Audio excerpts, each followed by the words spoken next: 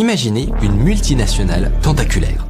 Énergie, pétrochimie, BTP, c'est une sorte d'Evil Corp.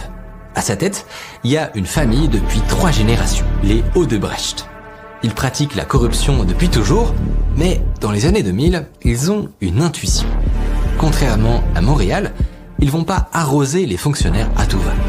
Ils vont faire de la corruption chirurgicale.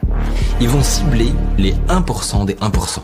Les hommes de pouvoir capables de débloquer les contrats les plus monumentaux. Un aéroport, un parc olympique ou une centrale électrique. À la clé, des milliards de dollars. La difficulté, a priori, c'est que ces 1% des 1%, ce sont des chefs d'État, ultra surveillés. Et un chef d'État, ça coûte cher. On parle plus de pot de vin à 10 000 euros, mais à 10 millions. Alors, comment faire pour que tout ça reste sous les écrans radars? Eh bien, c'est là que le génie d'Odebrecht intervient. Ils vont carrément créer une direction secrète, un département à l'intérieur même de l'entreprise.